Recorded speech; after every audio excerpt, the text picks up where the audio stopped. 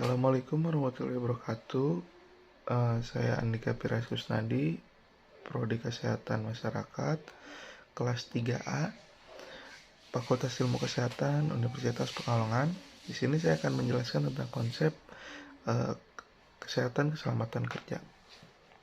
Kesehatan keselamatan kerja adalah suatu kondisi dalam pekerjaan yang sehat dan aman, baik itu pekerjaannya, perusahaan maupun bagi masyarakat dan lingkungan sekitar pabrik atau tempat kerja tersebut.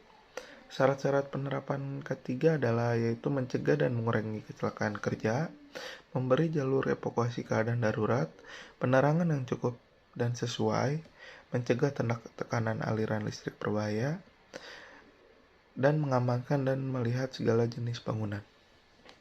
Ada unsur yang harus dipenuhi adalah tempat kerja di mana dilakukan pekerja bagi suatu usaha, adanya tenaga kerja dan kecelakaan kerja dapat dibedakan menjadi kecelakaan yang disebabkan oleh mesin, alat angkutan, peralatan kerja yang lain, bahan kimia, lingkungan kerja, dan penyebab lainnya. Dasar hukum K3 sendiri dari berbagai macam level peraturan seperti Undang-Undang Dasar 1945, Undang-Undang Nomor 1 Tahun 1970, Peraturan Pemerintah, Peraturan Presiden, Peraturan Daerah Provinsi, serta Peraturan Daerah Kabupaten atau Kota. Tujuan utama penerapan K3 berdasarkan Undang-Undang Nomor 1 1970 adalah yaitu melindungi dan menjamin keselamatan tenaga kerja dan orang lain di tempat kerja.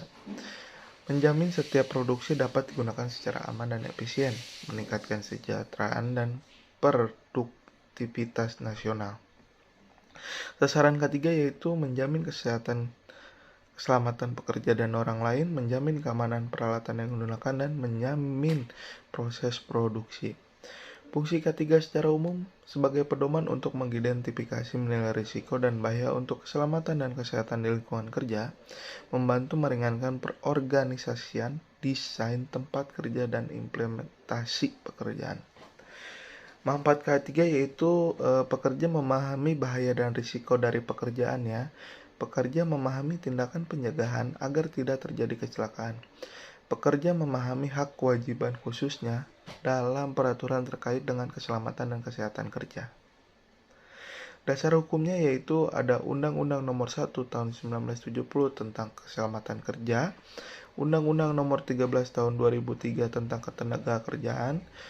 Yang ketiga, Persatuan Pemerintahan Nomor 50 Tahun 2012 tentang penerapan sistem. Ada Undang-Undang Nomor 1 Tahun 1970 tentang Keselamatan Kerja, Undang-Undang Nomor 13 Tahun 2003 tentang Ketenagakerjaan.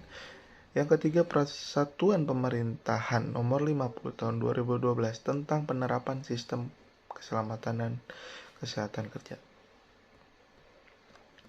Dan di sini ada fungsi manajemen K3 yaitu adalah perencanaan, perorganisasian, pergerakan, pengendalian, dan evaluasi.